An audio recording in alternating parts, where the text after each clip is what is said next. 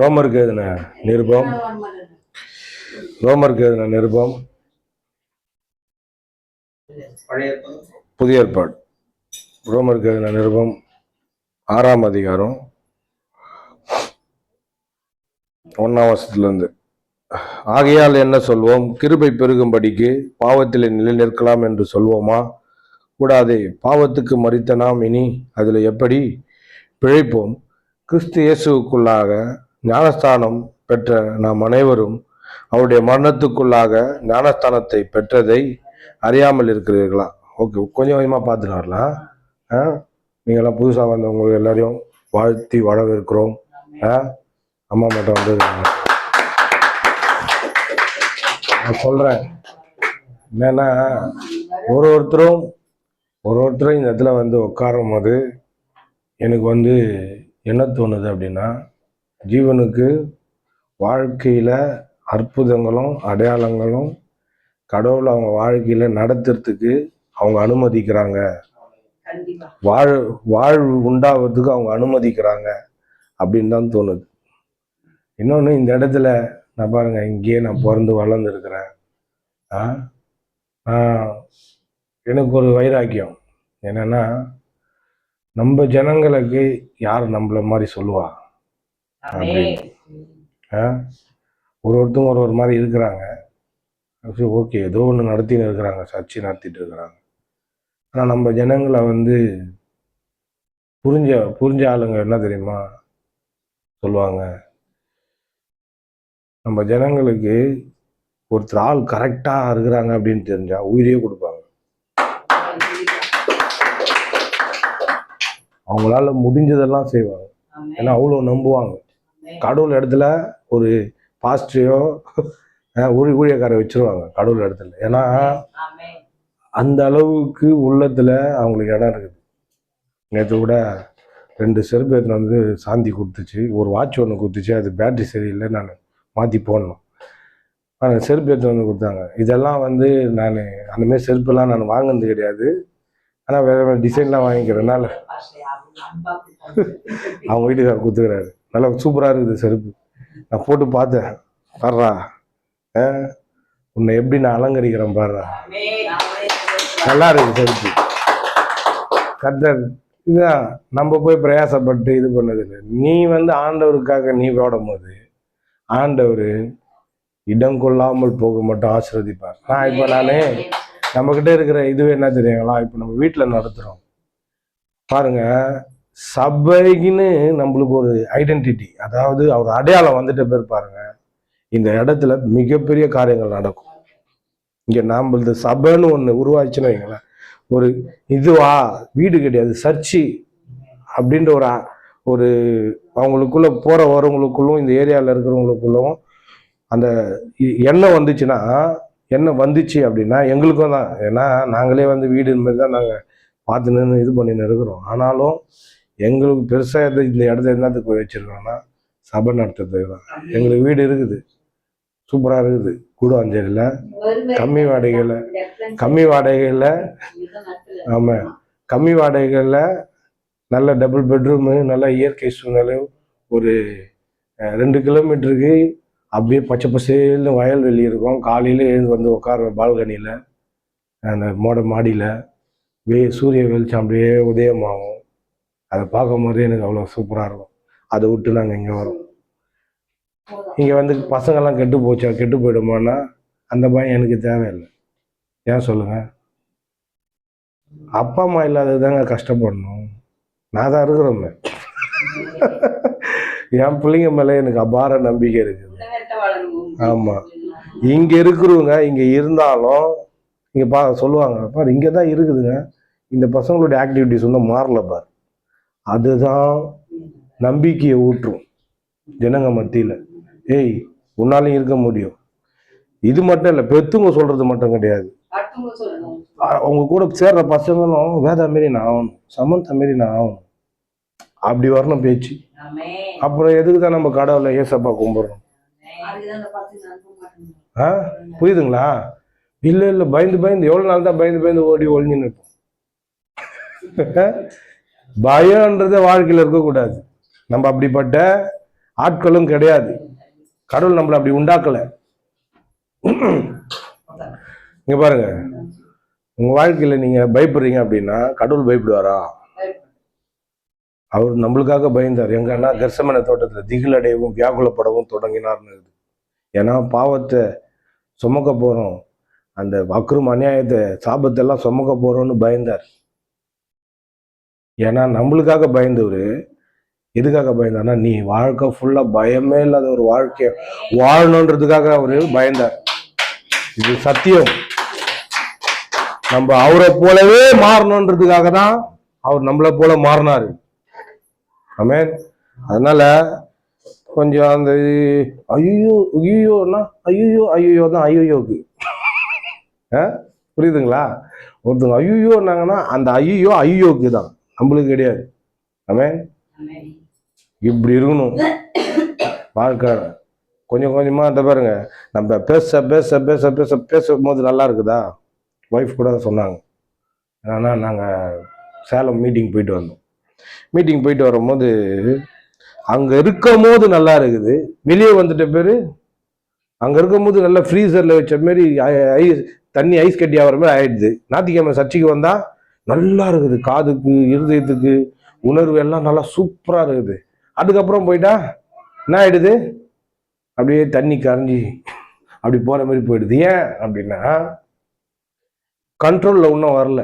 உங்க கண்ட்ரோல்ல எல்லா சூழ்நிலையும் நீங்க என்ன பண்ணல, கண்ட்ரோல் பண்ணல, அந்த அளவுக்கு நீங்க வரல. ஓகே, நம்ம தண்ணி கிடையாது, ஏதோ ஒரு இடத்துல போனோடனே அந்த இது வந்த உடனே ஃப்ரிட்ஜில் வச்ச உடனே ஐஸ் கட்டி ஆகிடும், மறுபடியும் வந்து கரையிடும். நம்ம கிட்ட தான் கண்ட்ரோல்ல இருக்குது. நீ உக்காந்து பாட்டு பாடினாலே அதுவே ஞாயிற்றுக்கிழமை சர்ச்சை ஆயிடும். பூண்டா புரிஞ்சிச்சான்னு கேக்குறேன். நீ ஒரு பாட்டு பாடினாலே, உக்காந்து பாட்டு பாடி ஆண்டவரை துதிச்சு ஜெபம் பண்ணாலே அதுவே ஞாயிற்றுக்கிழமை ஆயிடணும் வீட்டுல. ஆமென். நான் கூப்பிட்டு வர மாட்டாரா? சரி, சாந்தி வந்து அவங்க அம்மாவை கூப்பிடுதுமா, வாமா கொஞ்சம் வீட்டுக்கு வந்துட்டு போமான்னு கூப்பிடுது. அவங்க அம்மா போடி நான் வரமாட்டேன் நான் சொல்லுவாங்க. நான் சொல்லுவாங்க, முன்னாடி பிரச்சனை வரேன்டி. அம்மாவே வரும்போது அப்பா வரமாட்டாரா? நீ கூப்பிட்டா ஓடி ஆறு ஒரு தேவன். பாத்துக்கிறீங்களா அந்த போட்டோலாம்? அந்த ஆட்டுக்குட்டியை பார்த்து ஓடி போய் தூக்குற மாதிரி ஏசப்பா. நம்மளாம் ஒன்றும் தெரியாதவங்க, ஆண்டவர் அப்படிதான் நம்மளை பாக்குறாரு. இல்லை எனக்கு எல்லாம் தெரியும்னா நீ வேற, நீ ஆடு கிடையாது, நரி. எல்லாம் தெரியுது வந்து நரி. நம்ம ஏப்பா ஏசப்பா எனக்கு என் வாழ்க்கையை நடத்துறதுக்கு எனக்கு தெரியல, எனக்கு இந்த பூமியில வாழ்றதுக்கு பயமா இருக்குது, எனக்கு உதவி செய்யுங்கப்பா, நான் உண்மை நம்புறேன்பா, என்னை காப்பாத்துங்கப்பான்னு வரோம் பத்தியா? நம்ம தான் ஆடு. என்ன பண்றாரு? அப்படியே அழகா தூக்குறாரு, அவர் பாதுகாப்புல வச்சுக்கிறாரு நம்மள. ஆமென். நிறைய பேச வேண்டியது இருக்குது. நம்ம வசனமா போலான்னு பார்த்தா நான் இப்படி வரேன், உங்களை அப்படியே கொஞ்சம் மடிக்கு தூக்கின்னு வரேன். நம்ம இப்போ சர்ச்சைக்கு போனா நல்லா இருக்குது அப்படின்றதுனால நம்மளால ஒரு சின்ன சர்ச்சையை வீட்டுல உருவாக்க முடியும். நம்ம கிட்ட தாங்க இருக்குது, நம்ம கிட்ட தான் இருக்குது. நம்ம ஒண்டி ஒருத்தம் கூப்பிட்டா ஆண்டவர் கேட்கிற தேவை இல்ல. பாவத்தை பண்ணா கடவுள் பாக்குறாரு அப்படின்றோம்ல, ஏன் கூப்பிடுறத மட்டும் கேட்க மாட்டாரா? கடவுள் பாக்குறாரு அப்படின்னா பாவத்துக்கு மட்டும் அவர் இருக்கிறாரு, சரியானதுக்கு இருக்க மாட்டாரா? சரியானதுக்கு தான் ரொம்ப இருப்பாரு. ஆமென். நீ உன் இருதயத்தின் ஆழத்துல இருந்து ஆண்டவரை எப்பா அப்படின்னு நீ கூப்பிடும் போது அந்த அங்கெல்லாம் இப்ப கேட்கிறாரு. அப்படிதான் நான் பைபிள்ல இருக்குதுங்க, காட்டுமா? அதை காட்டிட்டு அதுக்கப்புறம் இதுக்கு வரலாமா? யாத்திராகமம் 3ஆம் அதிகாரம் எனக்கு ரொம்ப பிடிச்ச வசனம். 3ஆம் அதிகாரம் 7ஆம் வசனம், பக்கம் வந்து 72, பழைய ஏற்பாடு. ஓகே. அப்பொழுது கர்த்தர் இல்லடா வெளியே போய் அனுப்புடா, பூண்டு அனுப்புடா, கத்தவ நான் சொல்லு. அப்பொழுது கர்த்தர் எகிப்திலிருந்து என் ஜனத்தின் உபத்திரவத்தை நான் பார்க்கவே பார்த்து ஆலோட்டிகள் நிமித்தம்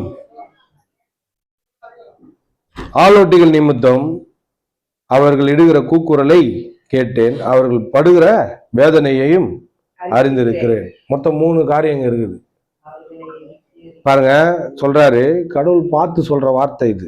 பாருங்க, எகிப்தில் இருக்கிற என் ஜனத்தின் உபத்திரவத்தை பார்த்து, அவங்க பிரச்சனையை நான் பார்த்தேன்றாரு. அவங்க என்ன எவ்வளவு கஷ்டத்துல இருக்கிறாங்க, நான் அதை பார்த்தேன்றாரு. பாருங்க, பார்த்தேன்றாரு. அவங்க என்ன கஷ்டப்படுறாங்கன்றது நான் பார்த்தேன்றாரு. நம்ம என்ன ஜனங்க சொல்றாங்க, கடவுளுக்கு கண்ணுக்குதான்றாங்க. இதே இன்னொரு இடத்துல இருக்குது, கண்ணை உண்டாக்கினவர் காணாரோ, செவியை உண்டாக்கினவர் கேளாரோன்னு அவர் சொல்றாரு. நான் விக்கிரகம் கிடையாது, நான் ஒரு சிலை கிடையாது, நான் உனக்கு உணர்வை கொடுத்துருக்கிறேன், நான் உனக்கு உயிரை கொடுத்துருக்கிறேன், உனக்கு நான் ஜீவனை கொடுத்துருக்கிறேன். நான் ஜீவனுள்ள தேவன், நான் உணர்வுள்ள தேவன், நான் உன் உணர்வுகளை புரிந்த தேவன்றார். நான் சிலை கிடையாதுன்றார். ஏன் பழைய நம்ம ஆளுங்களே பாடிக்கிறாங்களே, கடவுள் ஏன் கல்லானான், கல்லாய் போன மனிதர்களால். உள்ளம் கல்லாய் போன, உள்ளம் கல்லாயிடுச்சுன்னா கடவுள் கல்லாயிடுறாரு. நீ அங்க கல்லாயிடுச்சுன்னா நீ அங்க ஒண்ணுமே எதிர்பார்க்க முடியாது. நல்லா பாருங்க, நல்லா காசு வச்சுக்கிற ஆளுங்களாம், வட்டி போடுற ஆளுங்களாம் பாருங்க, நல்லா பெரிய பெரிய போட்டாவோ நல்லா ஜிகி ஜிகி ஜிகி ஜிகின்னு இருக்கும் சில போட்டான். என்னன்னு பார்த்தா ஃபுல்லா பயங்கர இதுல போட்டிருப்போம். கடவுள் பக்தி எவ்வளவு இருக்கும், உள்ளம் போட்டாவா இருக்கும். நம்ம உணர்வு கொஞ்சமாவது மதிப்பா அப்படின்னா, கொஞ்சமாவது கொஞ்சம் இறக்கத்தை காட்டினா அதெல்லாம் காட்ட முடியாது. ஏன்? அது எப்படி இருக்குதோ அப்படியே அவனே இருக்கும். அதை தான் அதையும் உணர்த்துல சொல்றாரு. அதை வணங்குகிறவள் எப்படி, வணங்குறது எப்படி இருக்குதோ, கல்லா இருக்குதோ, அது கேட்காது, அது உணராது, அது பார்க்காது. அதே போலதான் ஜனங்களும் இருப்பாங்கன்றார். ஏன்னா உணர்வு இருக்காது. இந்த தேவன் அன்புள்ள தேவன், இரக்கமுள்ள தேவன், கிருபை உள்ள தேவன், தயவுள்ள தேவன், உன் மேல அக்கறை உள்ள தேவன். ஆமென். சொல்றாருங்க, உபத்திரவத்தை பார்க்கவே பார்த்தேன், ஆளோட்டிகள் நிமித்தம் அவர்கள் இடுகிற கூக்குரலை கேட்டேன். கூக்குரல் சொல்லுங்க, பிரச்சனைய பார்த்தாராம், கூக்குரலை. கூக்குரல்னா என்ன தெரியுங்களா? அம்மா என்னால முடியல அப்படின்னு கத்துவோம் பார்த்தீங்களா? எனக்கு ரொம்ப கஷ்டமா இருக்குது, அந்த அடி தொண்டில இருந்து அடி வயிற்றுல இருந்து வரம் பாருங்க, ஐயோயோ என்னால முடியல அப்படின்னு. அதுதான் அந்த கூக்குரல். அதுதான் குரலை கேட்டேன்னு போறல, கூக்குரல்னா அப்படி ஏங்கி தவிச்சு யாராவது இருக்கிறீங்களா என்னை காப்பாத்துங்களேன்னு கேட்பாங்க பத்தியா, அந்த மாதிரியான வார்த்தை அது. கூக்குரலை கேட்டேன். அப்புறமா அவர்கள் படுகிற வேதனையும் அறிந்திருக்கிறேன்றார். உணர்வு இது பார்த்தேன், கேட்டேன், அறிந்திருக்கிறேன்னா உணர்வுல வருது. நீ என்ன வேதனையில போறியோ, இயேசு திரளான ஜனங்களை பார்த்து மனதுருகிறான்னு இருக்குது. இந்த வார்த்தையின் மூலமா தான் இயேசு என்னை ஊழியத்துக்கு அழைச்சார். அது மத்தேயுல இருக்குது. திரளான ஜனங்களை பார்த்து இயேசு மேய்ப்பன் இல்லாத ஆடுகளை போலவும் தோய்ந்து போனவர்களும் சிதறப்பட்டவர்களாக இருந்தபடியால் அவங்கள பார்த்து மனதுருகினார். மனதுருக்கத்தை பத்தி ஒருத்தர் சொன்னாரு, பரிதாபத்துக்கும் மனதுருக்கத்துக்கும் வித்தியாசம் ஜாஸ்தி. நீங்க நல்லா கவனிங்க, மற்ற மதத்துல இருக்கிறவங்களுக்கும் கிறிஸ்தவங்களுக்கும் டிஃப்ரெண்ட் இருக்கும். ஒரு தாயப்பன்னு ஒருத்தர், அவர் சொல்றாரு, இந்த கிறிஸ்தவங்க மட்டும் மற்றவங்க மேல ரொம்ப அக்கறைப்படுறாங்க, மற்றவங்கலாம் அந்த மாதிரி இல்லையே, இந்த கிறிஸ்தவங்க மட்டும் ரொம்ப அன்பை காட்டுறாங்களே,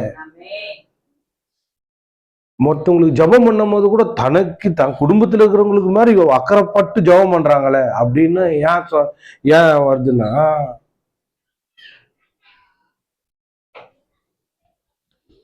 அவங்கள பார்க்கும் போதே தங்களா பார்க்க வைக்கும் இந்த அன்பு. அவங்க என்ன பிரச்சனையில போறாங்களோ அந்த பிரச்சனையில அப்படியே அவங்கள வச்சு பார்க்கும். அதான் மனது இருக்கும். அவங்க என்ன வலி வேதனையில இருக்கிறாங்களோ அந்த வலி வேதனையை அப்படியே பார்க்கறது தான் மனது இருக்கும். இயேசு அப்படிதான் ஜனங்களை பார்த்தாரு. பார்க்கும் போது நான் நினைக்கிறேன் கண்ணு கலங்கி இருப்பாரு போல, அவங்க இருதயம்லாம் அப்படியே உருகி இருக்கும். பார்க்கும் போது ஜனங்கள் எந்த வேதனையில இருக்கிறாங்க, எப்படிப்பட்ட ஒரு சூழ்நிலை இருக்கிறாங்க, எப்படிப்பட்ட ஒரு நெருக்கத்துல இருக்கிறாங்க அப்படின்றத இயேசு பார்த்தாரு அப்படின்னா, மனது இருக்கிறாருன்னா இதுதான் அர்த்தம். அவங்க இடத்துல அவங்களாவே போய் மாறி அப்படியே அந்த வலி வேதனை உணர்றது தான் மனது இருக்கும். பரிதாபப்படுறது வந்து ஐயோ பாவம் அப்படின்னு சொல்லிட்டு என்ன பண்ணுறது, மேலோட்டமாக பார்த்துட்டு சரி ஏதோ ஒன்று போட்டு போ அப்படின்னு போடுவோம். அது இல்லை, மனதுருக்கம்னா அந்த பிரச்சனைகளை போகிறாங்க பார்த்தீங்களா, அதை அப்படியா தனக்குன்னு பார்த்து அந்த பிரச்சனையை தீர்த்து அவங்கள நல்லாக்குறது தான் மனதுருக்கம். அதில் ஒன்று செஞ்சிருவார். பரிதாபம் எப்பனா ஒரு தடவை பார்த்துட்டு பரிதாபப்பட்டு அவங்கள எதனா செஞ்சுட்டு போயினே இருக்கும். எப்பனா ஒரு தடவை சொல்லுங்க, எப்பனா ஒரு தடவை. அது பரிதாபம். மனதுருக்கம்ன்றது எப்பவுமே அவங்க நினைப்பாவே இருக்கு. அவங்க என்ன சூழ்நிலையில போறாங்க, எப்படிப்பட்ட ஆளா இருக்கிறாங்க. இப்ப என்ன ஆச்சு, இந்த குழந்தை பாருங்க நான் ஸ்டாப்பா அழுதுனே இருந்தது. இந்த குமார் வீட்டில் இருக்கிற வாடகையில் நான் ஸ்டாப்பா அழுதுனே இருந்தது. என் பொண்ணு கையை பூச்சி வாப்பா வாப்பான்னு. எனக்கு போக பிடிக்கல, மற்றவங்க வீட்டுக்கு போனானால எனக்கு ஒரு மாதிரி கூச்ச சுபாவம்லாம் இருக்குது. நீங்களாம் என் வீட்டுக்கெல்லாம் வந்து பூந்துக்கிறீங்க அப்படின்னு இருந்தீங்க. நான் என் பொண்ணு கையை பூச்சி கூப்பிட்டு போகுது, வாப்பா வாப்பா. ரொம்ப எமோஷனல் கேரக்டர் அந்த அம்மா. வாப்பா அழுகுது, போப்பா இருந்துச்சு. போமா என்னம்மா நீ. நான் தட்டி விட்டு போலான்னு தான் பார்த்தேன். இவ மூஞ்சில ஏதோ ஒரு ரியாக்ஷன் பயங்கரமா தெரியுதுன்னு சொல்லிட்டு அவளுக்காக போனேன். போனால் குழந்தை அழுதுன்னு தான் இருந்தது. சரி பார்த்துட்டு ஜெபம் பண்ணோம். ஜெபம் பண்ணிட்டு ஒய்ஃப் தூக்கி வச்சா கொஞ்ச நேரம் நின்றுச்சு. அதுக்கப்புறம் அந்த பொண்ணு கிட்ட என்னம்மா ஆச்சு, கட்டில் மேலேருந்து கொஞ்சம் அப்படியே வைக்கும் போது விழுந்துச்சு அப்படின்ச்சு. நான் என்ன பண்ணேன், சரி எனக்கு நான் பாருங்க ஜபம் பண்ணிட்டு போயிட்டேன். வண்டி ஓட்டின்னு இருக்கிறேன், ஃபுல்லாக இந்த குழந்தை நினப்பு தான் இருக்குது. என் குழந்தையா இது என் குழந்தையா இது. எனக்கு இந்த குழந்தை நினைப்பா ஃபோன் பண்ணி கேட்குறேன், அவங்க ஹாஸ்பிட்டலுக்கு போயிட்டாங்களா. ஸோ சொல்ல வா போகலன்னா சொல்லு, நான் வரேன். இவங்களாம் நம்ம ஒரு பக்கம் பார்த்தா நம்ம ஜனங்களுக்கு குழந்தையே கொடுக்கக்கூடாது. பார்க்க போனோம், போட்டு இப்படி தூக்குறது, ஒரு கையில் தூக்குறது, அடிக்கிறது, தமால்னு போடுறது. இப்படி பார்க்கும்போது உனக்கெல்லாம் குழந்தையே கொடுக்கக்கூடாது அப்படின்னு நினைக்க தோணும். என்னன்னு பார்த்தா, அதாவது ஒரு பொருளை கொடுக்குறோன்னா பத்திரமா வச்சுக்கணும். நீங்கள் பார்த்துக்கிறீங்களா, உங்கள் பொருளை நீங்கள் ஹேண்டில் பண்ணுறதும் நீங்கள் பார்த்துக்கிறதுக்கும் உங்கள் பொருளை மற்றவங்கிட்ட கொடுக்கறதுக்கும் நல்லா தலையாட்டுறீங்களா, அனுபவஸ்தவங்க நீங்கள். பார்த்தீங்களா, அந்த மாதிரி கடவுள் குழந்தைய கொடுத்துக்கிறாரு. இது வயிற்றுல என்ன பிறக்காத மாதிரி மற்றவங்க குழந்தைய கூட நீங்கள் என்ன பண்ணணும், ரொம்ப நம்ம குழந்தைய ஹேண்டில் பண்ணணும். நீ உன் குழந்தையே மற்றவங்க குழந்தை மாதிரி இல்லை, அது ஒரு பொருளாவே நினைக்காம இருக்கிறாங்க. நான் பார்த்தேன், ஒரு ½ அழுதாலே நான் விட மாட்டேன். ஆனா நீ இது குழந்தை நைட்டும் பகலமா இதுன்னு நீ எல்லாரும் சும்மா கிடையா. ஒரு டாக்டர்கிட்ட போய் பார்த்தியா, ஒன்றும் இல்லைன்னாங்களா, இன்னொரு டாக்டர்கிட்ட பாரு. அவரும் ஒன்றும் இல்லைன்னாரா, இன்னொரு டாக்டரை பாரு. உனக்கு என்னத்தான் வேலை உனக்கு? ஒருத்தன் நீங்க நினைச்சேன்னு டாக்டர்னா எல்லாம் தெரிஞ்சுங்கன்னு மட சாம்பிரான்லாம் இருக்கிறான். இதெல்லாம் சொல்லி கொடுக்க வேண்டியதாக இருக்குது. திறமைசாலிங்களா இருக்கிறாங்க, முட்டாள் டாக்டருங்க இருக்கிறாங்க. படிச்சுட்டான்னா அவர் டாக்டர்னா மேல தெத்தஸ்கோப்பா போட்டா தெத்தஸ்கோப்பா, அது ஏதோ ஒரு ஸ்கோப்பு போட்டுக்கிறான்னா அவர் டாக்டர் இல்லைங்க. நான் பார்ப்பேன் பேச்சு எப்படி இருக்குது, அவர் எப்படி ஹேண்டில் பண்றாரு, எப்படி பேசுறாரு, எப்படிப்பட்ட ஒரு கருசனையோட இருக்கிறாரு, இதெல்லாம் நான் நோட் பண்ணுவேன்.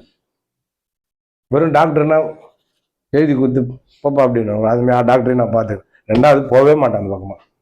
பார்த்த பாருங்க, குழந்தைய ஞாபகத்தில் இருந்துனே இருக்குது. அதுக்கப்புறம் குழந்தை அழ நிறுத்திச்சு.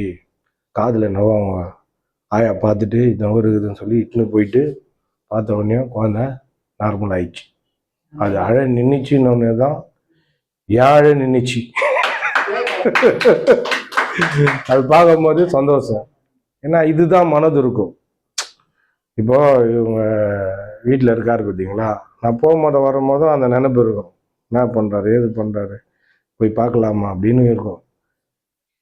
அதாவது அவங்க ஒரே இடத்துல இருக்கிறாங்க பார்த்தீங்களா, பிசாசு அதே அவங்களுக்கு என்ன பண்ணுவானோ காமிச்சுன்னே இருப்பான். நேற்று கூட நாங்கள் போனோம், அவர் டிப்ரெஷனில் இருக்கிறாருன்னு தெரியும். ஜெகன் இட்டுன்னு போயிட்டு விளாடணும். ஒருவர் டக்குன்னு சொன்னான், ஜெகன் மாமாவும் இருக்கிறாரு கூப்பிடலாம். உடனே அவரை கூப்பிடு, அவர் தான் முக்கியம், ஓடியா போயிட்டு நல்லா ஜாலியாக விளாடணும். அங்கங்கே விரிசல் விடுது உடம்புல. எனக்கும் கொஞ்சம் சேலம் போயிட்டு வந்ததுனால உடம்பு ஒரு மாதிரி இருந்தது. உள்ள நானும் சேர்ந்து விளையாடி, அதாவது நம்ம ஒரே இடத்துல இருக்கிறீங்க பார்த்தீங்களா, ஏகப்பட்ட அழுத்தம் இருக்கும். ஏன் சுத்துறாங்க பார்த்தீங்களா, வெளியே ஊரு அது இதுன்னு சுத்துறாங்க பாருங்க. ஏன் சுத்துறாங்க தெரியுமா? கேளுங்களேன், ஏன் சுத்துறாங்க? சுத்துறவங்கள போய் கேட்டு பாருங்க.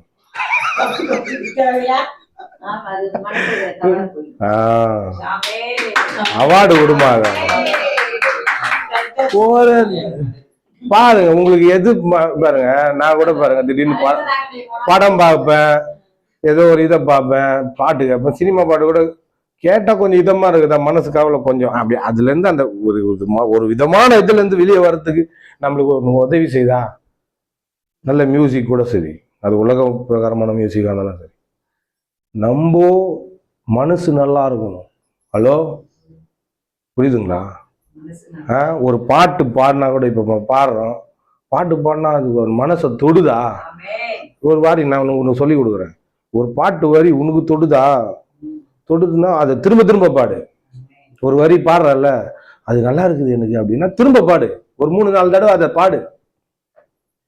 அப்ப இன்னும் நல்லா இருக்கும். அதனால தான் நாங்க விடுறது இல்லை.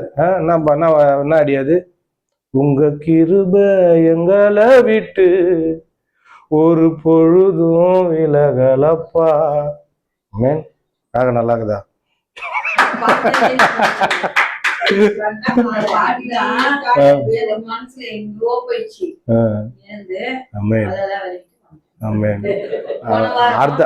இந்த சாயந்தரமே மேல ஸ்பீக்கர், இந்த ஸ்பீக்கர் மேல போயிடும் நினைக்கிறேன்.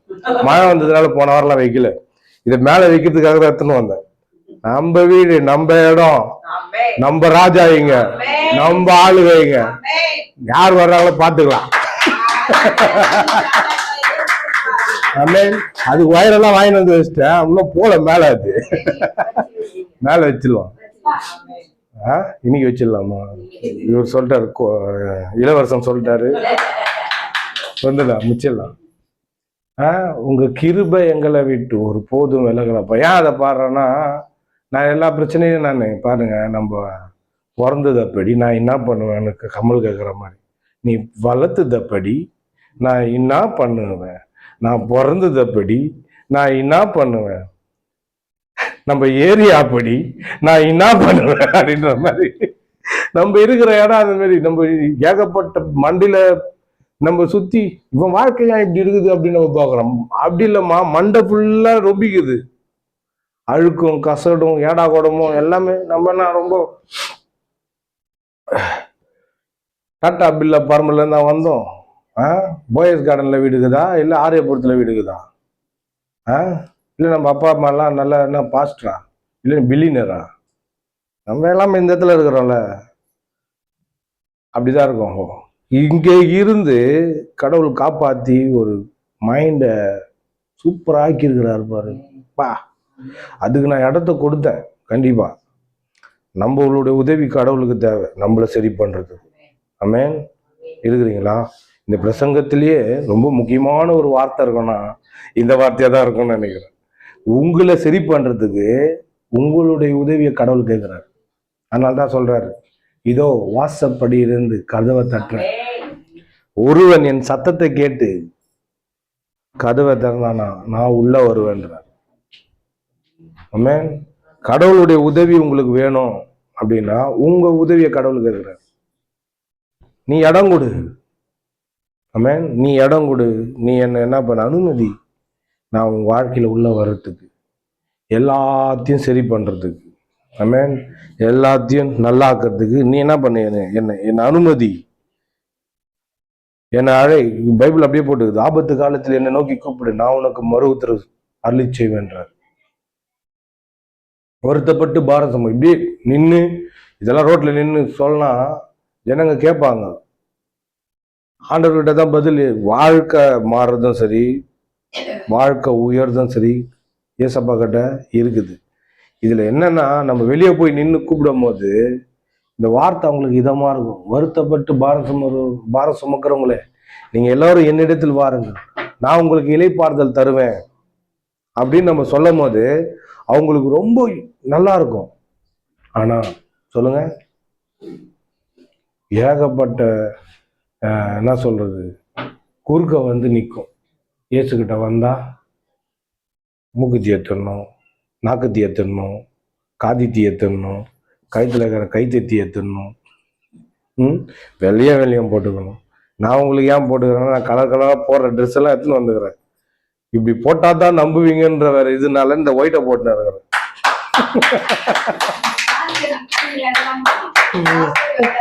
வெள்ளையே தான் போடணும்.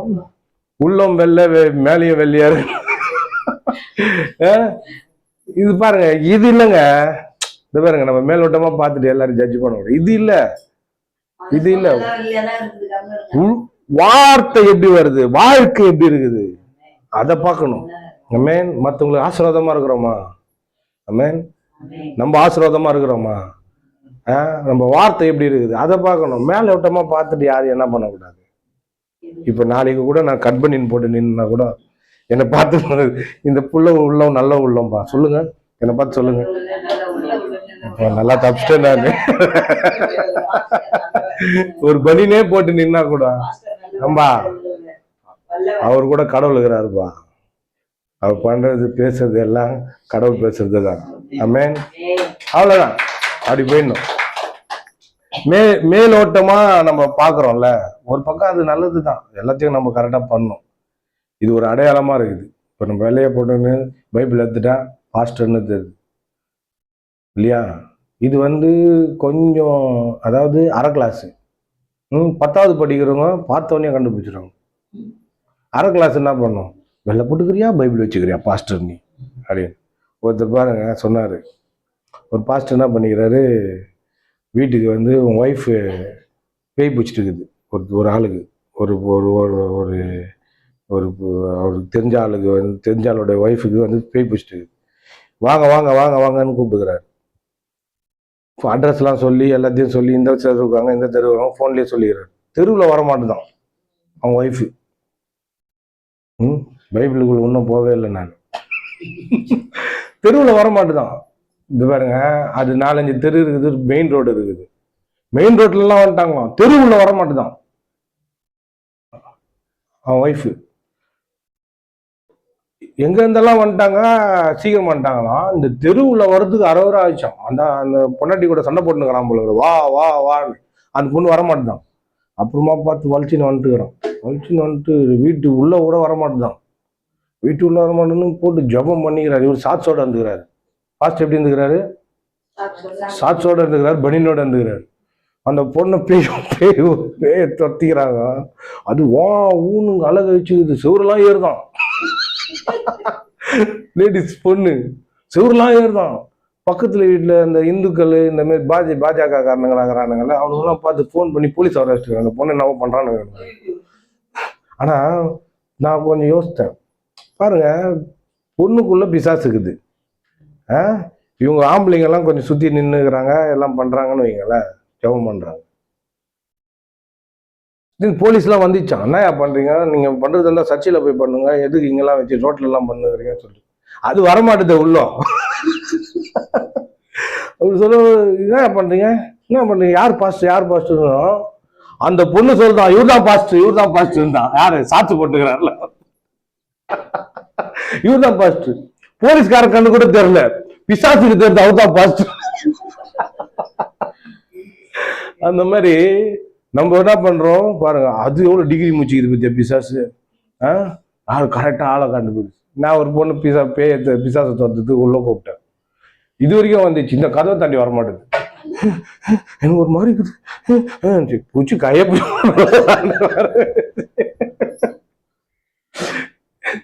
நான் அதுக்குள்ளேயே இந்த செட்டு கிட்ட நம்ம கிட்ட இருக்கிறது இப்படிதான் வச்சுன்னு, நம்மளே நம்ம இரவல் வாங்கி வச்சுட்டு இருக்கிறோம். இப்படி பாத்துன்னு மேல அங்க திறத்தும் போது ஊனு பயங்கர அன்னத்தம்.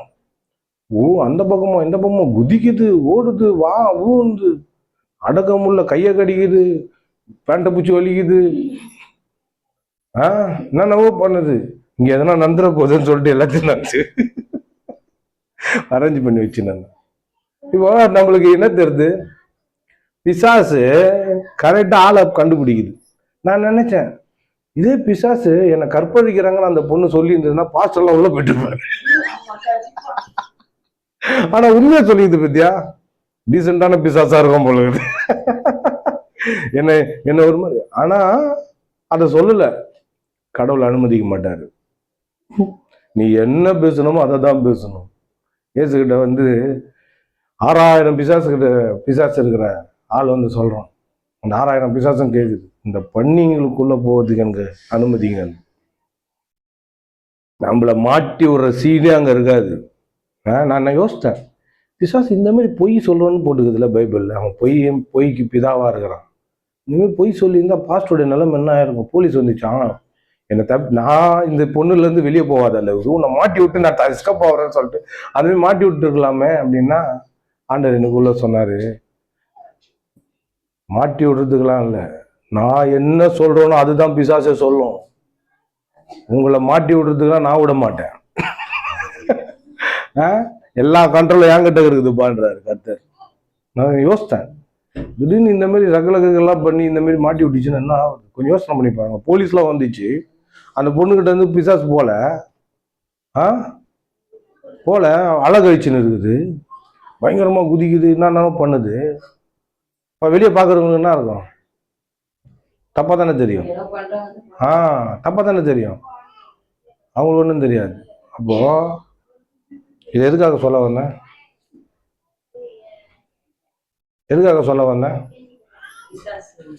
இப்ப நீங்க தான் பிரசங்கம் பண்ண போறீங்க.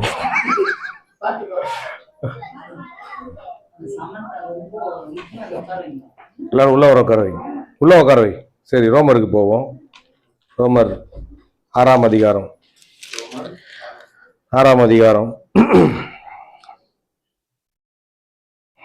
ஷேபலாதுருமா கல்லாந்தர பரிபலாதுருமா. 3வது வசனம் பாருங்க. கிறிஸ்து இயேசுக்குள்ளாக ஞானஸ்தானம் பெற்ற நாம் அனைவரும் அவருடைய மரணத்துக்குள்ளாக ஞானஸ்தானம் பெற்றதை அறியாமல் இருக்கிறீர்களா? மரணத்துக்குள்ளாக ஞானஸ்தானம் பெற்றது. கவனிங்க, உங்களால முடிஞ்ச அளவுக்கு கூப்பிட்டு உள்ள உட்கார வைக்கணும். கவனிங்க, நம்மளால முடிஞ்ச அளவுக்கு முழுசா கொடு. நான் சொல்லுங்க, முழுசா கொடு. முழுசா சொல்லுங்க, முழுசா. அத முழுசா சொல்றத கூட முழுசா சொல்லுங்க. முழுசா கொடுக்கணும். ஆண்டவர் நம்மளுக்கு வந்து பாதியா கொடுக்கணும். ஏதோ கொஞ்சம் கொடுக்கல, முழு ரத்தத்தையும் கொடுத்தாரு, முழு ஜீவனையும் கொடுத்தாரு, முழு வாழ்க்கையும் கொடுத்தாரு நம்மளுக்காக. இப்ப கூட நான் ஒரு ஊழியக்காரன் பார்க்கும் போது எனக்கு தோணும், எப்படிப்பட்ட ஒரு அர்ப்பணிப்புல இருந்திருக்கிறாங்க, நம்மளும் இருக்கிறோமே. நேற்று கூட அதை தான் யோசித்தேன் நான்.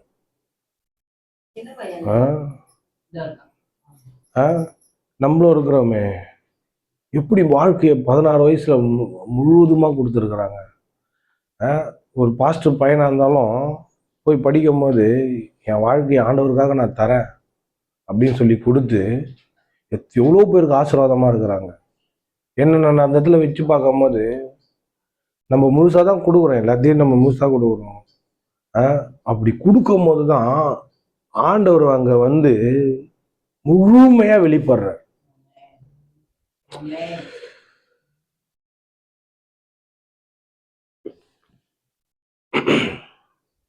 இங்க சொல்றாரு, அவருடைய மரணத்துக்குள்ளாக ஞானஸ்தானம் பெற்றிருக்கிறோம். இது வந்து ரொம்ப ரொம்ப ரொம்ப வந்து புரிந்து கொள்றதுக்கு ரொம்ப கஷ்டமான வார்த்தை. அவருடைய மரணத்துக்குள்ளாக நம்ம என்ன பண்ணிருக்கிறோம்? ஞானஸ்தானம் பெற்றிருக்கிறோம். என்ன சொல்றாருன்னா, அவர் மரித்தார் பார்த்தீங்களா, இயேசு கிறிஸ்து மரணம் அடைந்தாரு, நம்மளுக்காக மரணம் அடைந்தாரு. அந்த மரணத்துக்குள்ள நம்ம என்ன பண்ணிருக்கிறோம்? மூழ்கி இருக்கிறோமா. இது வந்து சொல்றதுக்கு ரொம்ப விவரம் தேவை. அவர் மரணத்துல நம்ம போயிட்டோம். நம்மளுடைய மரணத்தை அவர் ஏற்றுக்கொண்டாரு. நம்மளுடைய மரணத்தை அவர் ஏற்றுக்கொண்டதுனால, அந்த மரணத்துக்குள்ள நம்ம போனதுனால என்ன சொல்றாரு? முழுவதுமா சொல்றாங்க, கிறிஸ்து இயேசுக்குள்ளாக ஞானஸ்தானம் பெற்ற நாம் அனைவரும் அவருடைய மரணத்துக்குள்ளாக ஞானஸ்தானத்தை பெற்றதை அறியாமல் இருக்கிறீர்களா? இப்போ நல்லா கவனிங்க, உங்க வாழ்க்கையில குறைகள் இருக்குல்ல, ஏன் இருக்கு தெரியுமா? நிறைய தேவைகள் இருக்கு, நிறைய அது இதுன்னு நிறைய பிரச்சனைகள் அப்படி இப்படின்னு வருது இல்ல. இதுக்கான காரணம் என்ன தெரியுமா? கண்டுபிடிச்சிருக்கீங்களா? அதுக்கு தான் பைபிளுக்கு வரணும், ஆண்டோடைய வார்த்தைக்கு போகணும். நம்ம எப்பவுமே பைபிளோட ஒப்பிட்டு பார்க்குறோம், நம்மள மற்றவங்க கூட ஒப்பிட்டு பார்க்கக்கூடாது. ஆதாம ஆண்டவர் எப்படி சிருஷ்டித்தாரு?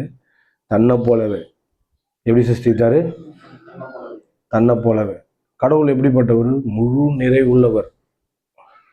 அவர்கிட்ட எந்த விதமான குறையும் இருக்காது, அவர்கிட்ட எந்த விதமான ஒரு தவறும் இருக்காது.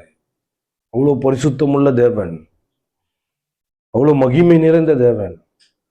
அவரு ஆதாம படைக்கும் போது எல்லாம் நிறைவோட படைத்தார். எப்ப கடவுளை விட்டுட்டு, அந்த நிறைவான தேவனை விட்டுட்டு, மகிமை நிறைந்த தேவனை விட்டுட்டு இப்ப வந்தானோ, குறைவு வாழ்க்கையில வர ஆரம்பிச்சிச்சு. இதுதான் காரணம், வேற எந்த காரணமும் நான் சொல்ல முடியாது. உங்க வாழ்க்கையில பிரச்சனை ஏன் இருக்குதுன்னா, கடவுள்கிட்ட நெருங்கல, நம்மள முழுவதுமா கொடுக்கல. இருக்கிறீங்களா?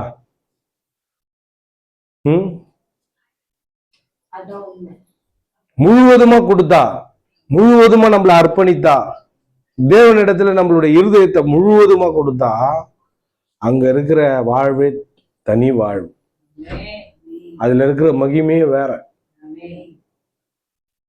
ஒருத்தர் சொல்றாரு பாருங்க, ஒரு விசுவாசிகளும் சபையில வந்தாங்கன்னா, விசுவாசிகள் ஒவ்வொருவரும் ஒரு பாஸ்டரா உருவாகணும். அதுதான் சபை. ஒரு தேவனுடைய பிள்ளையும் நீங்க நீங்க நீங்க நீங்க நீங்க இப்படி பாக்குறீங்கல்ல. இப்ப இவங்க வந்துக்கிறாங்க, புதுசா வந்துக்கிறாங்க, அந்த அம்மா இப்படி பைபிளை எடுத்துட்டு ஆண்டோடைய வார்த்தைய அவங்களுக்கு தெரிஞ்ச விதத்துல எப்படியோ பேசணும், அவங்களுக்கு தெரிஞ்சதை ஊழியம் பண்ணணும். இதுதான் ஆண்டவருடைய எதிர்பார்ப்பு எல்லாரும் குறித்தும். சும்மா சர்ச்சைக்கு போனோம், அது மதம். சொல்லுங்க, மன்மதம். எல்லாருமே ஆண்டவரை சொல்லணும். ஏன்னா இந்த உலகத்துல அவ்வளவு நீடு இருக்குது ஆண்டவரை போல மாத்துக்கு. ஒருத்தனையும் ஆண்டவர் ஆதாமா மாத்துறதுக்கு முயற்சி பண்ணுகிறார். அந்த முயற்சியில அவர் என்ன பண்றாரு? ஒன்னு செஞ்சு முடிச்சிட்டாரு. இனிமேல் நம்ம தான் முயற்சி பண்ணணும் ஆதாமா மாறுறதுக்கு. நான் அவரை போல மாறணும், இவரை போல மாறணும்னு இல்லை. ஆதாமா மாறு, கிறிஸ்துவ போல மாறு. அவர் 2ஆம் ஆதாமம், கடைசி ஆதாமம். பைபிள் அப்படிதான் சொல்லுது, கடைசி ஆதாம். இயேசுவை போலவே மாறணும், நான் அவரை போல மாறணும், இவரை போல, எல்லா நிறைவோடும் எல்லா மகிமையோடும் அப்படி மாறணும். இப்போ இது எதுக்காக சொல்றேன் தெரியுங்களா? தேவைகள் இருக்குல்ல, தேவைகள் எவ்வளவு தேவைகள் இருக்கு. ஏன் இருக்கு? நான் அந்த மாதிரி நான் யோசிக்கும் போது, ஏன் இவ்வளவு தேவைகள் இருக்கு, இவ்வளவு பிரச்சனைகள் இருக்கு, இவ்வளவு போராட்டங்கள் இருக்கு அப்படின்னு நான் யோசிக்கும் போது ஆண்டவர் எனக்கு உணர்த்தது என்ன தெரியுமா? ஏன்னா நான் படைச்சது அப்படி படைச்சிருக்கிறவங்க. ஆதாம நான் எப்படி படைத்தேனோ, அவனை எப்படிப்பட்ட நிறைவோட உருவாக்கணும், அப்படிப்பட்ட நிறைவுல வந்தாதான் மனுஷன் திருப்தி அடைவான். இப்ப இருக்கிற எலான் மஸ்கும் சரி, ஜெஃப் பெஸோஸும் சரி, யாரோ இருக்கிறாங்கல்ல, எல்லாருமே என்னதான் பணம் இருந்தாலும் அவனுக்கு ஆத்மாவில, ஆவியில, குடும்பத்துல பிரச்சனை இருக்கும். ஆனா எவன் ஒருத்த இயேசு கிட்ட தன் வாழ்க்கையை முழுசா தரானோ அவனுக்கு எல்லா நிறைவும் இருக்கும். பணம் இருக்கும், ஹெல்த் இருக்கும், ஹெல்த் வெல்த், குடும்பத்துல சமாதானம், பிள்ளைங்க சூப்பரு, பொண்டாட்டி சூப்பரு, சுத்தி இருக்கிற குடும்பம் சூப்பர், எல்லாம் சூப்பரா இருக்கும். நல்லா இருக்குது, சொல்லு மறுபடியும். முதலாவது தேவனுடைய ராஜ்யத்தை நீதியும் தேடுங்கள், அப்போது இவைகள் எல்லாம் உங்களுக்கு கூட கொடுக்கப்படும். அதுக்கு முன்னாடி சொல்றாரு, ஏன் எண்ணத்தை உண்போம் எண்ணத்தை குடிப்போம் என்று கவலைப்படாதீங்க. கவலைப்படாது, அந்தந்த நாளுக்கான அது பாடு போதும். எனக்கு ரொம்ப பிடிச்ச வசனம் இது, கரெக்டாக கொடுத்துட்டேன். நான் அது பாருங்க, நான் கவலை இல்லாம இருப்பேன். இன்னைக்கு வாழ்க்கையை நான் வாழணும், நாளைக்கு நான் வாழ போறேன். இன்னைக்கு விட்டுருவேன், சந்தோஷமாக விட்டுருவேன். நாளைக்கு என்ன போனா இன்னிதை விட்டுருவேன். அப்ப நாளைக்கு போகும்போது நாளைக்கு அன்னைக்கு விட்டுருவேன். நாளைக்கு போகும்போது அண்ணன் அப்படி ஒரு வாரமா ஒரு மாசமா போய் ஒரு வருஷத்தையே விட்டுருவேன். இன்னைக்கு நான் சந்தோஷமா இருக்கும். ஹலோ, சிரிக்கிற வரைக்கும் சிரிக்கணும், குடிக்கிற வரைக்கும் குடிக்கணும், சாப்பிட்ற வரைக்கும் சாப்பிடணும், என்ஜாய் பண்ற வரைக்கும் என்ஜாய் பண்ண. நாளைக்கு பாத்துக்கலாம். அந்தந்த நாளுக்கான அது பாடு போதும். நாளைக்கு ஓடணும், நாளைக்கு புள்ளிங்களுக்கு எல்லாம் சேர்த்து வைக்கணும். ஓடு ஓடு ஓடு ஓடு, மிச்சம் வருத சேர்த்து வை. ஆமென். மிச்சம் வருத சேர்த்து வை, நாளைக்கு ஓடி சேர்த்து வைக்கணும், சேர்த்து வைக்க கூடாது. ஹலோ, இப்போ கொஞ்சம் நான் பணமும் குணமும் பத்தி பேச போறேன். அதுல நிறைய காரியங்கள் வரும்போது தான் பேசினோம் அந்த ஒய்ஃப் கிட்ட பணத்தை பத்தி. ஈவினிங் வந்தீங்கன்னா உங்களுக்கு பாக்கியமா இருக்கும். முழுசா கொடுங்க. எதுக்கு முழுசா பேசுறேன்னா, நான் ரொம்ப ரொம்ப முழுசா நான் எதிர்பார்க்கிறேன் உங்களை வர்றதுக்கு. ஆமென். வந்தீங்கன்னா பணமும் குணத்தை பத்தி பேச போறேன். நம்ம பேலன்ஸா போகணும். இப்ப நீங்க நம்ம சர்ச்சைக்கு வரீங்கன்னு வைங்களேன், நம்ம இங்க இருந்து மற்ற சர்ச்சைக்கு யாரும் போக மாட்டாங்க, நான் விட மாட்டேன். மற்ற சர்ச்சைக்கு போனா கூட அவங்களை எப்படி பார்க்கணும்னா சிச்சினே பார்க்கணும்.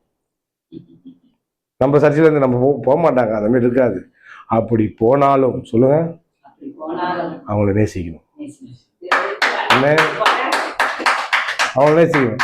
அவங்க மட்டும் போயிட்டியா, விட்டு போயிட்டியா, நின்று போயிட்டு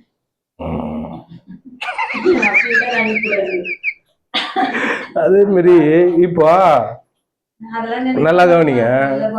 இப்போ இங்க சபைங்க நிறைய இருக்குது, சந்தோஷம் எனக்கு. ஏன்னா நான் ஒருத்தனே கட்டின்னு இருக்க முடியாது. நான் வந்து இந்த பீமை கட்டுறேன்டா, நீ அந்த பீமை கட்டுறான்னு நான் சொல்றேன்.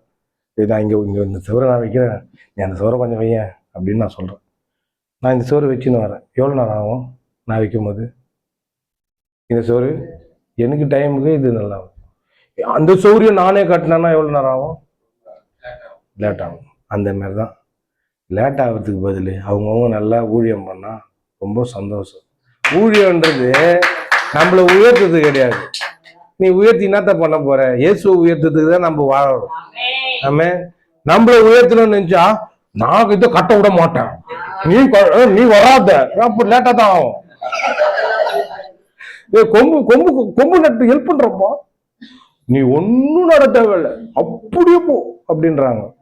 இது என்னடா இது வேலை? அப்போ பேஸே தெரில, அடிப்படையே தெரில. இது ஊழியம்னா என்னது? ஜனங்களை கட்டி எழுப்புறது. அது யார் கட்டினாதான் என்ன? கரும்பு சாப்பிட்றதுக்கு காசு கொடுக்கணுமா என்னவோ சொல்லுவாங்க. என்னதுங்க சொல்லுங்க, தப்பா நினைக்க மாட்டேன். சொல்லுங்க, மனைவியே சொல்லுங்க, உங்களை நேசிக்கிறேன் நான். சொல்லுங்க, என்னவோ சொல்லுவாங்க, இனிப்பு சாப்பிட்றதுக்கு பணமா? அவங்களை இட்னோமா பழமொழி நல்லா தெரியும் அவங்களுக்கு. என்னமா? அதுதான் இனிப்பு சாப்பிடுறது என்னத்துக்கு கூடி. இது வந்து ஊழியம், அந்த மாதிரி ஊழியம். ஏன்னா எல்லாரையும் வாழ வலிக்கிறது. இப்ப நான் பிரசங்கம் பண்றேன் பார்த்தீங்களா, இந்த இடத்துல நீங்க வரணும்னு சொல்லிதான் பேசுறேன். இந்த இடத்துல என்னுடைய கடவுள் எனக்கு கொடுத்த அந்த இதுவே என்னது, நான் மட்டும்தான் இங்க நிக்கணும், நீங்கெல்லாம் உங்களெல்லாம் ஒன்றும் தெரியாது. அவங்க பார்ப்பாங்க, உனக்கு எனக்கு ஒன்றும் தெரியாது, உன்னை விட நல்லா தெரியும் அப்படின்னு இருக்கிற ஆளுங்க. எனக்கு தான் எல்லாம் தெரியும் அப்படின்னு. இல்ல நான் யாரையும் சொல்லமா, நான் பொதுவா தான் பேசுறேன். இல்ல உன்னை, அதாவது இப்ப இருக்கிற சின்ன குழந்தைங்களுக்கு கூட நம்ம 25 வயசு இப்ப இருக்கிறோம் பார்த்தீங்கன்னா, இப்ப இருக்கிற 12 வயசு பசங்களுக்கு 25-30 வயசு பசங்களுடைய அனுபவம் இப்ப இருக்குது. நீ அப்போ எந்த அளவுக்கு உன் புத்தியை கூர்மையாகணும், சுதாரிக்கணும். நம்ம நினைச்சுன்னு இருக்கோம், ஏய் இப்படியா, ஏய் அப்படியா அப்படின்னு நம்ம பார்க்குறோம். அப்படிதான் நான் பார்க்கும்போது இவங்களெல்லாம் பார்க்கும்போது உஷாராக பார்ப்பேன். தருணியும் சரி, அனீஷையும் சரி. நான் மாரி ஆளுங்களா நேற்று சூப்பராக விளையாடுறாரு ஃபுட்பால் அவர் அனீஷ். கை விட்டுட்டு போயிடு. இல்ல இல்ல, பையன் ஃபுட்பால் விளையாடுறாமா, அவன் ஸ்டைலா விளையாடுறான், அதை காட்டுற ஸ்டைலா. எனக்கு அதுவே ஓடினே இருக்குது மனசு ஃபுல்லா.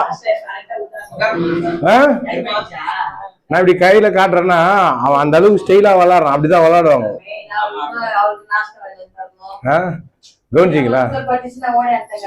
சூப்பர், டைமுக்கு வந்துருங்க. அவ்வளோ அழகா விளையாடுறான். எனக்கு அதை பார்க்கும் போதெல்லாம் சிரிப்பு. நீ வீடியோ எடுக்கணும்னு நினைச்சேன். நான் நேற்று ஃபுல்லா சிரிச்சுன்னு இருந்தேன்.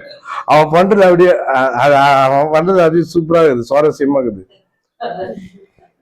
வாயும் போயிடுது, கையும் அப்படியே போயிடுது, கையும் போயிடுது. நல்லா சூப்பரா விளையாடுறான். அங்க விளையாடுறதுல அவர் தான் நல்லா விளையாடினாரு. அவர் எங்க டீம்.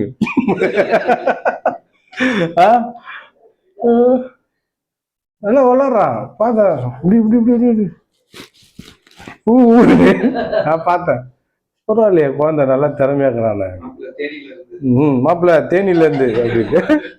என்னன்னா இவனுங்கெல்லாம் நம்ம பாக்குறோம் பாத்தீங்க. நீங்க சின்ன பசங்கன்னு நினைக்கிறீங்க, அந்த அளவுக்கு அறிவுள்ள பிள்ளைங்களா இருக்குது. நம்ம தான் இது ஒன்றும் தெரியாது குழந்தை அப்படின்னு நினைச்சிட்டு அது உன்னை பாக்குது. நீ குழந்தை எனக்கு கிளம்பு அப்படின்னு. அப்போ எதை பத்தி பேச வந்தோம்? முழுசா கொடு. ஆமென். முழுசா கொடு சொல்லுங்க. அப்போ அவரே மரணத்துக்குள்ளா நம்ம போயிட்டோம்னா இது இன்னொன்னும் வருது. அவருடைய மரணத்துக்குள்ளாக ஞானஸ்தானம் பெற்றிருக்கும். அப்படின்னா என்ன அர்த்தம்னா, நம்ம வாழ்க்கையே எடுத்துன்னு போயிட்டு அவருடைய மரணத்துல வைக்கிறோம். இயேசுடைய மரணத்துல முழுசா. அப்பதான் முழுசா வைப்போம், வேற எங்கேயும் வைக்க கூடாது. நம்ம எண்ணத்தையும், நம்மளுடைய சிந்தனைகளை, நம்மளுடைய யோசனைகளை, நம்மளுடைய கற்பனைகளை, நம்மளுடைய எண்ணத்தையும் எத்தனை போயிட்டு என்ன பண்ணோம், எத்தனை போயிட்டு அவருடைய மரணத்துல வைக்கணும். புரியுதா?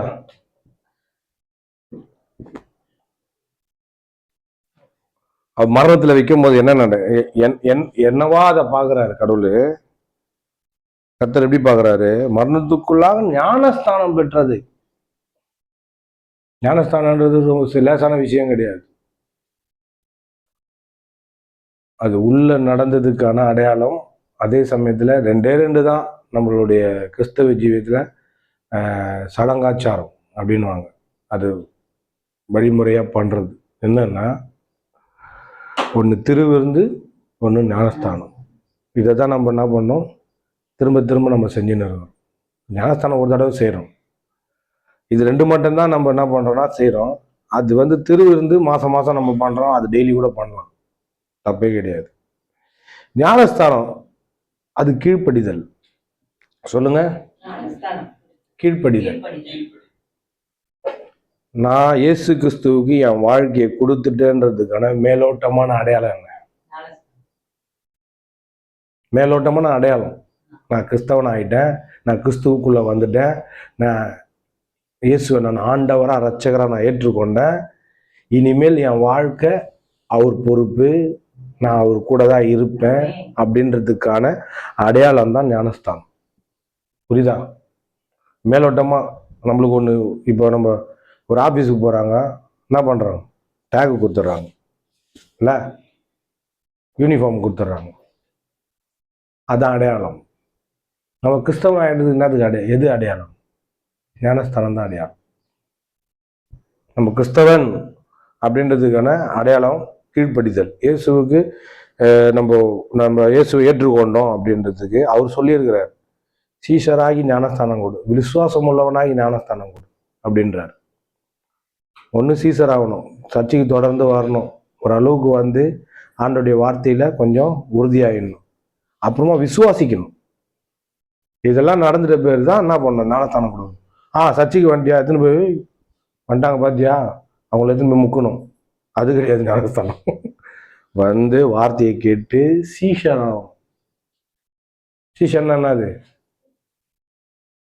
ஒரு குரு கிட்ட இருந்து நிறைய காரியங்களை கத்துக்குன்னு விசுவாசித்து ஓரளவுக்கு ப்ரிப்பேர் ஆகிட்ட பேரு அந்த ஞானஸ்தானத்தை குறித்து தெளிவடைஞ்சிட்ட பேரு. ஞானஸ்தானம்னா என்ன? ஞானஸ்தானம் எதனால கொடுக்குறோம், எதுக்கு கொடுக்குறோம், ஏன் கொடுக்குறோம், இது ஏன் இயேசு கிறிஸ்து சொன்னாரு, இதெல்லாம் தெரிஞ்சுன்னு இந்த ஞானஸ்தானத்தினால வர ஆசீர்வாதம் என்ன, இந்த ஞானஸ்தானம் எதை காட்டுது, இந்த ஞானஸ்தானம் எதை எனக்கு வெளிப்படுத்துது அப்படின்னா, நான் இயேசு கிறிஸ்துவுக்கு என் வாழ்க்கையை முழுவதுமா கொடுத்துட்டேன். இந்த தண்ணி நான் அப்படியே இப்ப போற வேற மாதிரி இருக்கிறேன், ஆனா உள்ள போயிட்டு வரும்போது நனைஞ்சு ஈரமா வரேன். இப்ப வெளியே பார்க்கும்போது வேற மாதிரி இருந்தேன், உள்ள போயிட்டு வரும்போது வேற மாதிரி இருக்கிறேன். அதே போலதான் இயேசு கிட்ட நான் போகும்போது பாவியா போறேன், அவர்கிட்ட இருந்து போகும்போது வெளியே வரும்போது நீதிமானா வெளியே வரேன். அது ஆவியில நடக்கிற ஒரு அடையாளம் தான். வெளிப்பிரகாரமா தண்ணியை உள்ள மூழ்கிறது. ஆவியில என்ன ஆகுது? இருதயம். இந்த ஆவி முழுவதுமா இயேசு கிட்ட போயிட்டு முழுவதுமா மாறி வெளியே வருது. இந்த ஆவி மாற்றம் தான் ஞானஸ்தானத்துக்கான அடையாளம். ஒருவன் கிறிஸ்துவுக்குள் இருந்தால் புது சிருஷ்டியா இருக்கான், பழையவைகள் ஒழிந்து போயின, எல்லாம் புதிதாயின. அப்போ இயேசு கிறிஸ்துவ வந்த பேரு என்ன ஆயிடும்? முழுவதுமா மாறிடும். அவனை இறக்கி விட, அவனை கவுனி. அப்போ நம்ம முழுசா மாறிடுறோம்ல, அதுதான் ஞானஸ்தானம். ஓகே, அது வெளிப்பிரகாரமான அடையாளம். இந்த திருவிருந்தும் இயேசு எனக்காக ரத்தத்தை சிந்தினாரு, அவருடைய சரீரம் எனக்காக பிற்கப்பட்டது. அதை நினைவு கூறும்படி என்ன பண்றோம்? திருவிருந்து எடுக்கிறோம். அதை நம்ம சாப்பிடும் போது என்ன சொல்றோம்? இயேசுவும் நானும் ஒண்ணுன்னு காட்டுறோம். அதை நம்ம ஏற்றுக்கொள்றோம். அவருடைய பலிய, அவர் எனக்காக பலியானாரு, எனக்காக மரணத்தை ருசி பார்த்தாரு அப்படின்றத நம்ம ஒரு தடவையும் நினைவு கூர்ந்து அதை நம்ம என்ன பண்றோம்? வெளியே அந்த திராட்சை ரசத்தையும் அந்த அப்பத்தையும் சாப்பிடும் போது தான் சொல்றோம், அவருடைய சரீரமா இந்த அப்பத்தை என்ன பண்றேன்? நான் சாப்பிட்றேன். அவருடைய ரத்தமாக இந்த திராட்சை ரசத்தை நான் உட்கொள்றேன். இதை நம்ம வெளிப்பிரகாரமா நம்ம இதை செய்யும் போது என்ன சொல்றோம்? அவர் எனக்காக இதை செஞ்சதுனால நான் என்ன பண்றேன்? இதெல்லாம் நான் எடுக்கிறேன் அப்படின்றத காட்டுறேன். ஆமென். இப்போ நீங்க ஒருத்தவங்களை நேசிக்கிறீங்க அப்படின்றதுக்கான அடையாளம் என்ன? எதனா கொடுப்பீங்கல்ல. இப்போ நீங்க நேற்று வந்து கொடுத்தீங்க, அது என்னை நேசிக்கிறீங்கன்றதுக்கான அடையாளம். இந்த டைம் பீஸுக்கு கொடுத்தீங்க, இந்த டைம் பீஸு கூட இந்த சர்ச்சை, நம்ம இந்த சர்ச்சையில் இந்த சர்ச்சை நான் நேசிக்கிறேன், இந்த சர்ச்சை வளரணும்னு நான் விரும்புகிறேன், அதுக்கான அடையாளம் அது. அப்படி பார்க்குறாரு, அதான் உண்மை. அப்போ நம்ம இயேசு கிட்ட வந்த பேரு இதெல்லாம் அடையாளம். ஞானஸ்தானம் ஒரு அடையாளம், திருவிருந்து ஒரு அடையாளம். இதெல்லாம் நம்ம தெரிஞ்சுன்னு தான் எடுக்கணும். தெரியாம போயிட்டு நீ வந்துட்டியா உடனே தூக்கின்னு வந்து முக்குடா அந்த அம்மாவை அந்த அப்பாவை என்ன, ஏதாவது தெரிஞ்சுக்கணும். தெரிஞ்சுன்னு எடுக்கிறது தான் ஞானம். ஞானமே இல்லாம ஞானஸ்தானத்தை குத்துறக்கூடாது.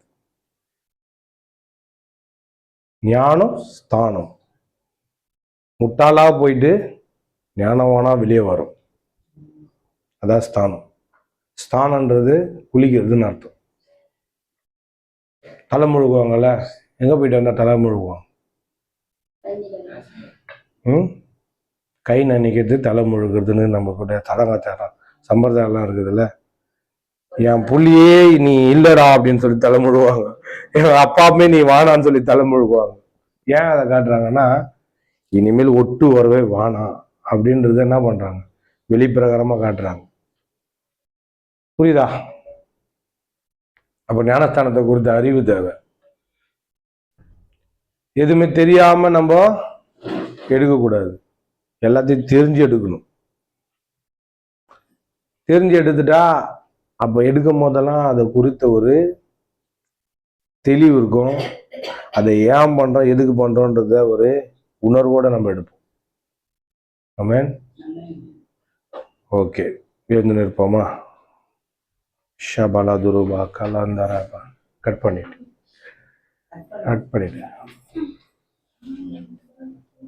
ஃபுல்லாக